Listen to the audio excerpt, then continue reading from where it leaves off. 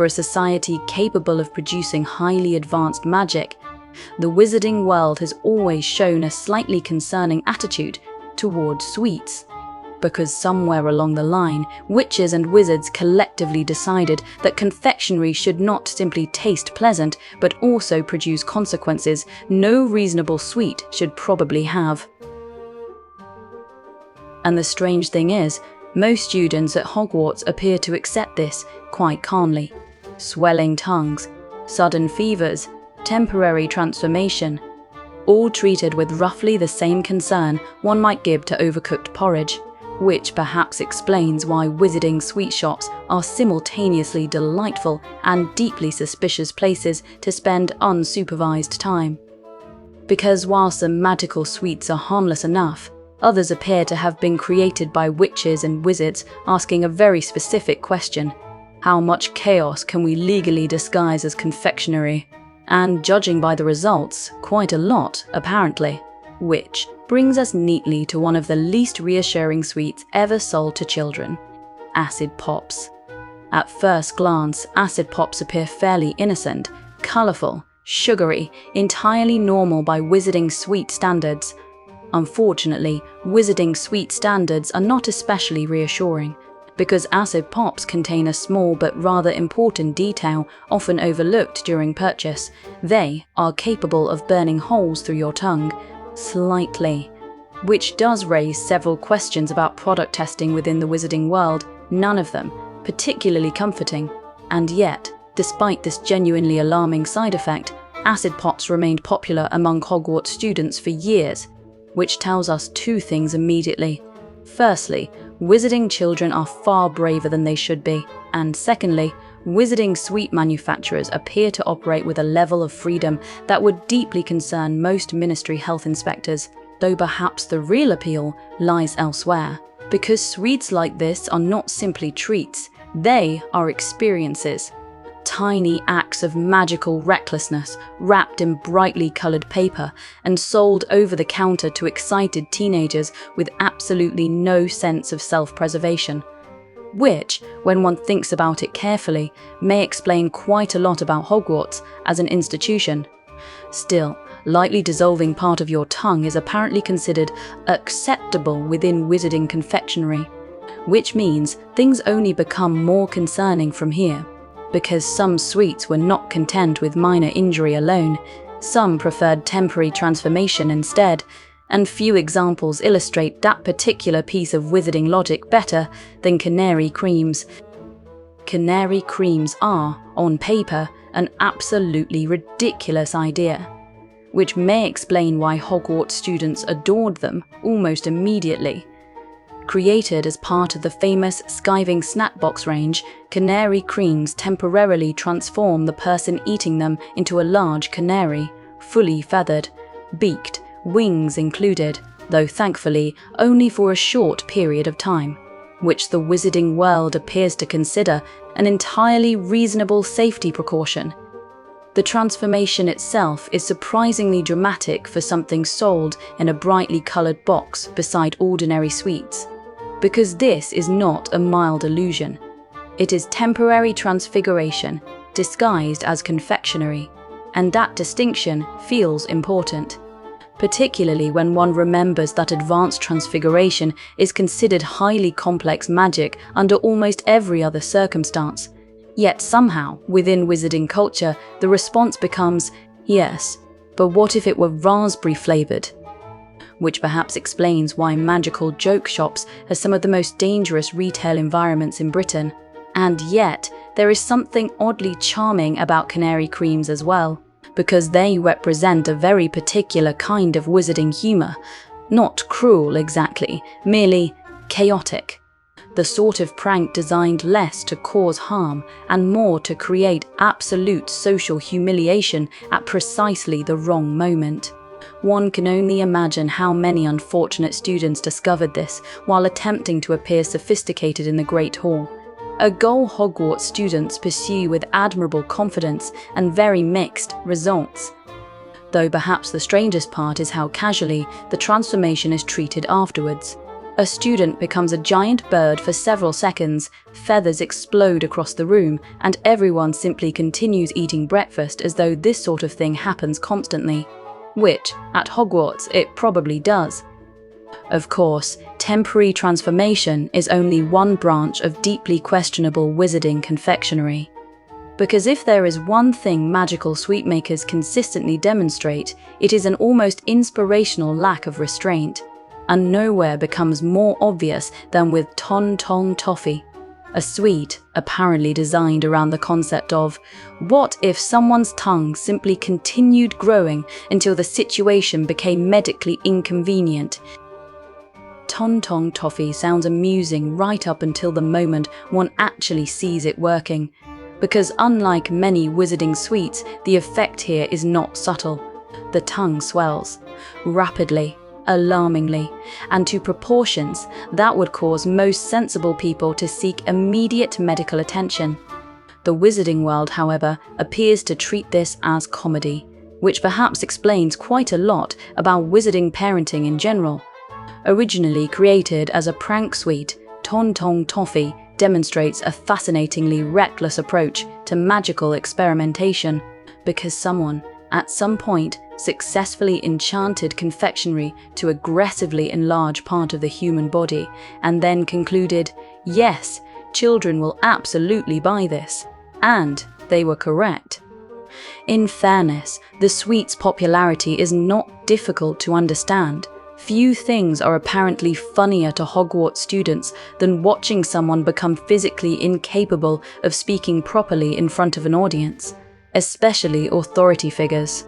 Which means Tong Tong Toffee belongs to a long wizarding tradition of sweets designed specifically to create maximum embarrassment at exactly the worst possible moment.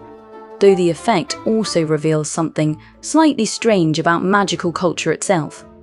Wizards and witches appear remarkably relaxed about temporary bodily transformation, sudden feathers, swelling limbs, unexpected vomiting, all treated with the calm patience of people waiting for rain to stop, which suggests either extraordinary trust in magical healing or a society that became desensitized to magical accidents centuries ago and simply decided to continue regardless. Though if Ton Tong Toffee seems excessive, the sweets designed specifically to make students collapse during lessons are somehow considered even more practical. At this point, one might reasonably assume wizarding sweets had reached the upper limit of irresponsibility. One would be mistaken, because eventually certain witches and wizards looked at temporary transformation and aggressive tongue expansion and decided the logical next step was confectionery designed to make students collapse entirely, which brings us, rather concerningly, to fainting fancies. There is something uniquely alarming about a sweet called fainting fancies, not hidden alarming, not suspicious in hindsight, but openly alarming from the very beginning, because unlike many wizarding sweets, these make absolutely no attempt to disguise what they are designed to do. You eat one and promptly collapse, which remarkably proved extremely useful to generations of Hogwarts students attempting to escape lessons they found inconvenient, particularly during examinations. And perhaps that is the strangest detail of all. The wizarding world did not merely tolerate this sort of confectionery, it quietly integrated it into school culture. Entire groups of students apparently accepted temporary unconsciousness as a perfectly reasonable alternative to double potions on a Tuesday afternoon, which suggests either tremendous academic desperation or a truly spectacular lack of judgment, possibly both. The sweets themselves were part of the wider Skiving Snackbox range, a collection of magical confectionery specifically engineered to create temporary symptoms dramatic enough to justify removal from class. Fever, nosebleeds, vomiting, collapse, all somehow packaged with colourful branding and sold with enormous enthusiasm. And while the effects were designed to be reversible, there remains something deeply concerning about the fact that wizarding students became skilled at intentionally triggering convincing medical emergencies before lunchtime. Though in fairness, the sweets do reveal something rather charming about Hogwarts as well. Because beneath all the danger, magical accidents, and deeply questionable decision-making, there is also mischief. A long tradition of students finding increasingly creative ways to avoid responsibility while technically remaining within school rules, or at least close enough to them to argue convincingly afterwards. Though if briefly losing consciousness sounds excessive, some wizarding suites preferred a more direct approach to humiliation instead. Of course, briefly collapsing during class is only useful if one eventually wakes up looking convincing. Which may explain why wizarding confectionery soon developed an entire category dedicated to medically alarming facial symptoms, because at some point, magical sweet makers apparently concluded what this situation truly needs is spontaneous bleeding, and somehow that idea made it all the way to commercial production as nosebleed nugget. There are few situations more socially inconvenient than developing a sudden nosebleed in the middle of class, which naturally made it perfect material for wizarding confectionery. Nosebleed Nugget was specifically designed to produce dramatic but temporary nosebleeds on command, allowing students to appear medically distressed at moments of strategic convenience. A sentence which somehow becomes more absurd every time one hears it aloud. The sweet formed part of the wider skiving snack box collection, meaning its purpose was never accidental. This was organized academic avoidance disguised as colourful confectionery, and remarkably, it worked, because magical schools, much like non-magical ones, apparently become significantly more flexible once students begin visibly bleeding across their homework. Though perhaps the most impressive detail is the precision involved.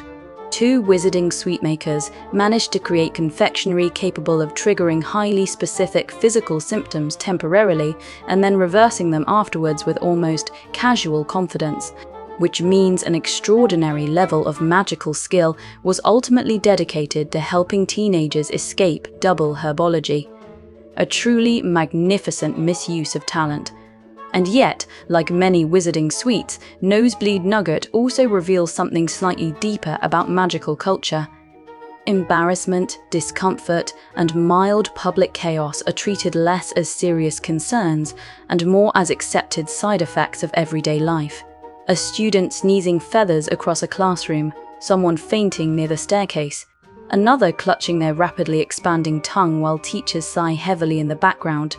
None of this appears especially unusual within Hogwarts itself, which perhaps explains why wizarding students become remarkably resilient adults later in life, though even Nosebleed Nugget begins to feel strangely manageable compared to sweets designed to simulate actual illness entirely.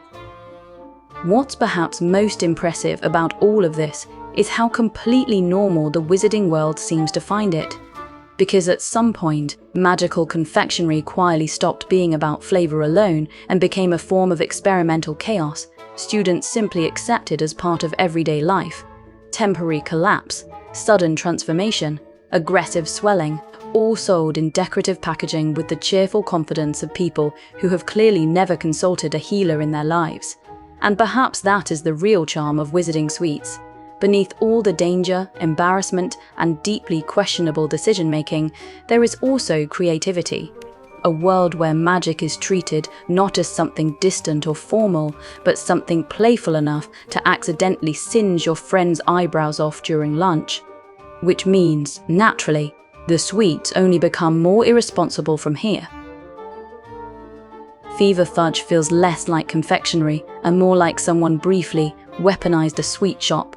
Because unlike many magical sweets designed purely for embarrassment, Fever Fudge was created with a very specific purpose: to make the person eating it appear convincingly ill. Hot skin, flushed appearance, genuine fever symptoms developing rapidly enough to alarm nearby teachers, which, from a Hogwarts student's perspective, is apparently considered extremely practical, particularly on examination days. And one does have to admire the level of commitment involved here.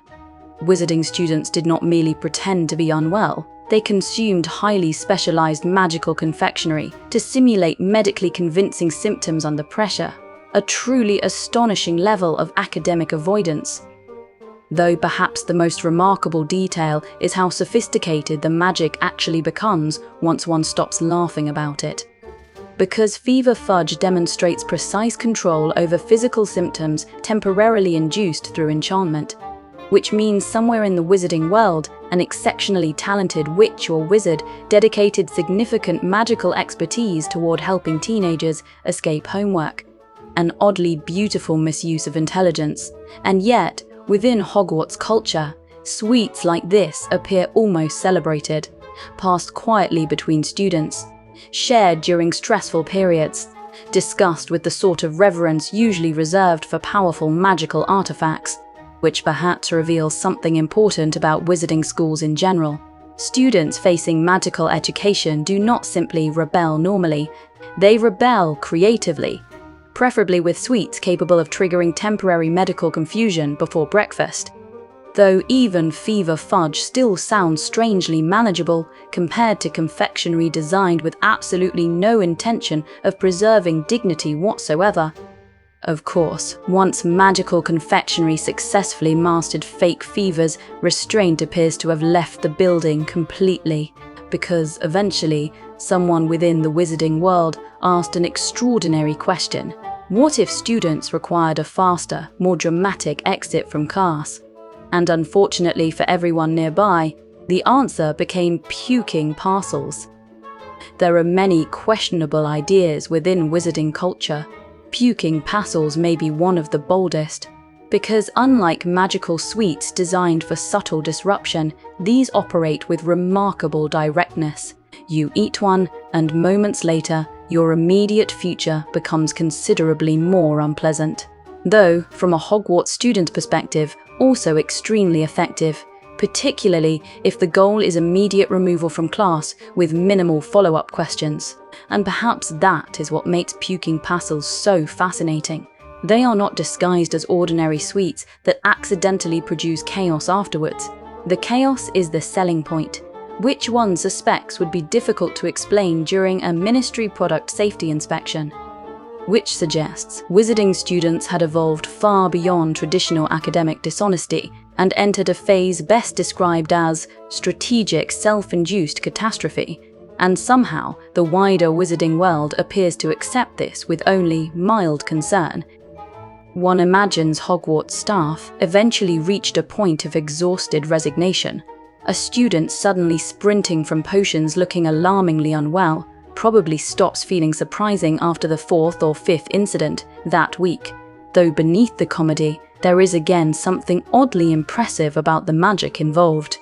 Because puking parcels require highly specific temporary effects, precise enough to appear convincing while remaining reversible afterwards.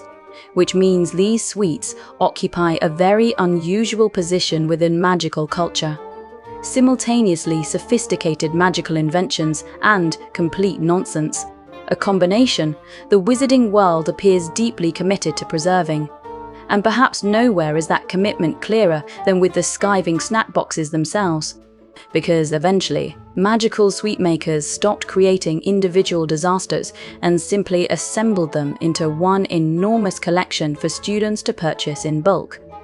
Still, at least most wizarding sweets have the decency to warn you something unfortunate is about to happen. Some, however, prefer unpredictability instead, which may explain why generations of witches and wizards willingly consume sweets capable of tasting like cherry, peppermint, soap, earwax, or something far more disturbing entirely. And somehow, this became one of the most beloved sweets in the entire wizarding world. Bertie Bott's every flavour beans may be the perfect example of how strangely adventurous wizarding culture can be. Because unlike most sweets, these are not designed to provide comfort. They are designed to create uncertainty. Dare you to try the pink one. Fine, but you first. See? Totally meant to pick the earwax one. Soap, I hate it. Try the blue one next. Every single bean looks harmless enough. Bright colours, cheerful packaging, the sort of confectionery one might casually offer to a friend without much concern. Which is exactly what makes them dangerous. Because while some flavors are entirely pleasant, cherry, cinnamon, peppermint, others are considerably less reassuring. Earwax, soap, rotten egg, dirt. And somehow, despite this deeply questionable range of possibilities, generations of witches and wizards continued eating them enthusiastically, voluntarily. Which suggests the wizarding world possesses either an admirable sense of adventure or absolutely no instinct for self-preservation whatsoever, though perhaps the true appeal lies elsewhere. Because Bertie Botts are not really about flavour alone, they are about risk. Tiny edible gambles passed around between friends while everyone waits to discover whose afternoon is about to become significantly worse. Which makes them oddly perfect for Hogwarts itself, a school where uncertainty is practically woven into daily life already, and one does have to admire the psychological brilliance involved. The sweets transform something as simple as eating candy into a social event built entirely around suspense and public suffering, a remarkably wizarding concept when one thinks about it carefully. Because within magical culture, even sweets are rarely allowed to remain straightforward. They must surprise you, embarrass you, or occasionally traumatize you very slightly in front of your classmates. Still, not every wizarding sweet is designed to humiliate, alarm, or publicly ruin someone's afternoon.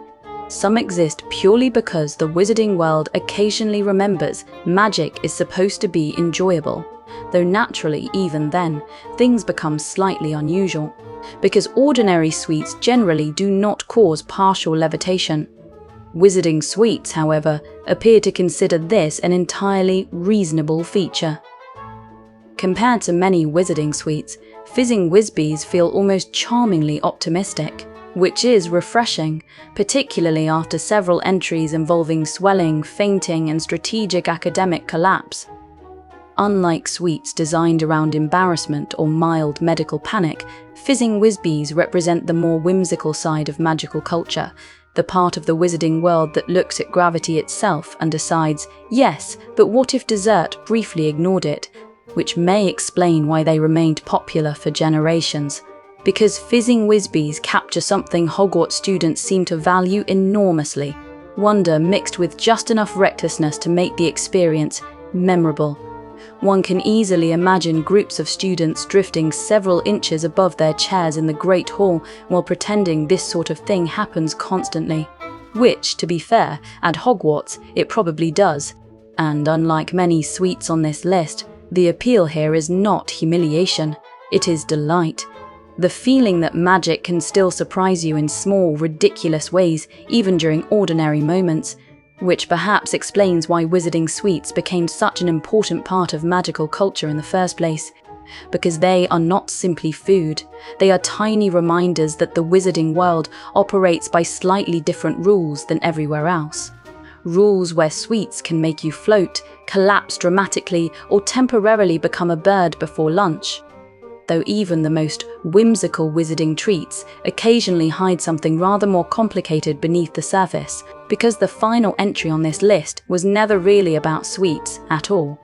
For all the chaos caused by wizarding sweets, the most unsettling confectionery in the wizarding world may not be the ones causing swelling, fainting, or accidental levitation. It may be the ones designed to influence emotion instead. Because unlike prank sweets, love potions were never really about humour. They were about attention, fascination, infatuation, overwhelming attachment, and within wizarding culture, they are often treated with a level of casualness that becomes increasingly alarming the longer one thinks about it. Sold in attractive packaging, discussed openly by students, occasionally exchanged as though they were little more than flirtation disguised as confectionery, which perhaps explains why so many witches and wizards underestimate them completely, because the effects are not genuine affection, they are artificial fixation, temporary emotional influence created through enchantment rather than genuine affection, and that distinction matters rather a lot, particularly in a world where magic already influences memory, perception, and behavior in countless other ways. which makes love potions strangely fascinating within wizarding society itself. Not because they are rare, but because they are normalized. A magical culture capable of recognizing the dangers of curses and dark artifacts somehow still arrived at the conclusion that enchanted romantic obsession could occasionally be marketed beside novelty sweets and joke products. An extraordinary decision, really, and yet, perhaps that contradiction explains wizarding confectionery perfectly, because magical sweets were never simply about flavor. They were about curiosity, chaos, embarrassment, wonder, and occasionally choices the wizarding world probably should have examined more carefully than it did. Though admittedly, that is also part of the charm. Perhaps that is the real magic of wizarding sweets in the end, not simply that they taste unusual or occasionally cause mild catastrophe before breakfast, but that they reveal something deeper about the wizarding world itself. A society where magic is woven so completely into everyday life that even confectionery becomes unpredictable. Floating sweets. Temporary transformation. Emotion-altering chocolates sold in decorative boxes with surprisingly little concern from the wider public. And somehow, all of it feels entirely normal to the people living there. Which may explain why the wizarding world remains so endlessly fascinating. Because beneath all the danger, chaos, and deeply questionable snack-related decisions, there is also wonder. Which does leave one important question. Which wizarding sweet would you actually be brave enough to try? And which one would you absolutely avoid at all costs? Let me know below. And if you find yourself drawn to the stranger corners of the wizarding world, you may want to stay a little longer. There's always more to uncover if you happen to be looking when the clock strikes odd.